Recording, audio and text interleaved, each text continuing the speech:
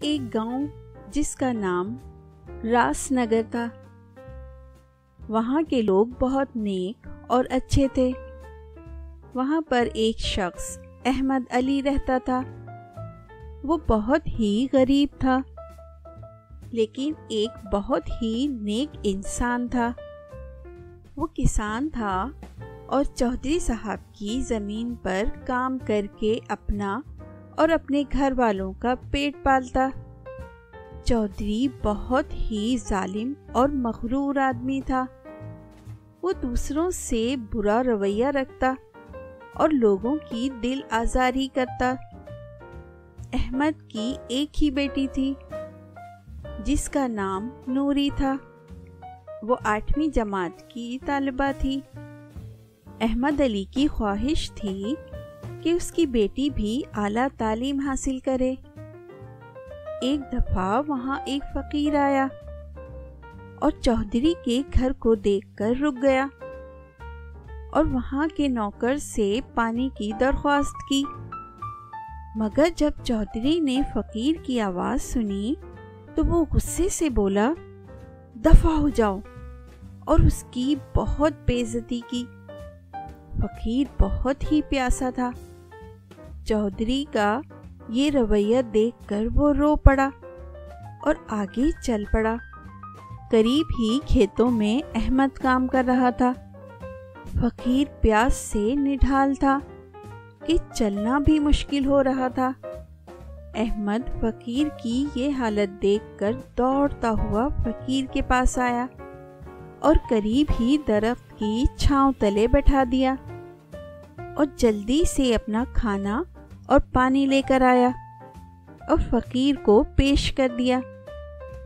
فقیر پانی پی کر کچھ بہتر ہو گیا اور پھر تھوڑا سا کھانا بھی تناول کیا اور خوش ہو کر احمد کو دعا دی۔ کچھ دنوں بعد ایک دن وہ کھیتوں میں کام کر رہا تھا کہ اس کو ایک چابی ملی۔ اس نے چابی اپنی جیب میں ڈال لی۔ جب وہ فارغ ہو کر گھر آیا تو اس نے وہ چابی اپنی بیوی کو دکھائی۔ وہ دیکھنے میں کافی پرانی چابی تھی۔ اس نے وہ چابی تکیے کے پاس رکھی اور سو گیا۔ رات کو اس نے خواب میں دیکھا کہ کھیت کے قریب ایک درخت ہے جس کے تنے کے نیچے ایک صندوق ہے جس کی یہ چابی ہے۔ صبح جب اس کی آنکھ کھلی تو وہ سب کچھ بھول چکا تھا۔ اس نے چابی جیب میں ڈالی اور نوری کو اسکول چھوڑنے چلا گیا۔ اس کے بعد وہ کھیتوں میں کام پر چلا گیا۔ جب وہ تھک گیا تو سانس لینے کے لیے اسی تنے پر آ بیٹھا جس پر اس نے فقیر کو بٹھایا تھا۔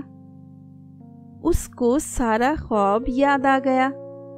اس نے جلدی سے زمین کھودی تو وہاں صندوق موجود تھا۔ وہ صندوق لے کر گھر آیا۔ اس نے جلدی سے چابی نکالی اور صندوق کو کھولا۔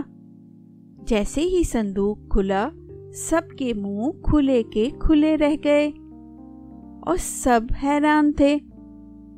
اور کیوں نہ ہوتے، صندوق قدیم زیورات اور سونے کے سکوں سے بھرا ہوا تھا۔ احمد کی خوشی کی انتہا نہ رہی۔ وہ جلدی سے اٹھا اور کچھ اشرفیاں اس نے رکھ کر باقی سارے گاؤں میں تقسیم کر دی۔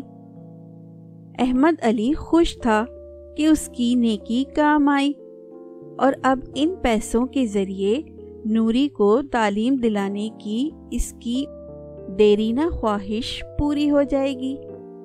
دیکھا بچوں، ہمیں کسی بھی ضرورت مند سے اس طرح برا سلوک نہیں کرنا چاہیے اور تمام ضرورت مندوں سے اچھی طرح پیش آنا چاہیے۔ تو اللہ تعالیٰ ہمیں اچھائی کا صلہ ہمیشہ اچھائی سے دیتا ہے۔ دوستو اور بچوں، میں آپ کے لیے اچھی اچھی کہانیاں لے کر آتی ہوں۔ امید ہے آپ کو ضرور پسند آتی ہوں گی۔ آپ میرے چینل کو سبسکرائب کریں، لائک کریں بیل کے آئیکن کو دبائیں اور اچھے کمنٹس کرنا نہ بھولیں۔ Thank you.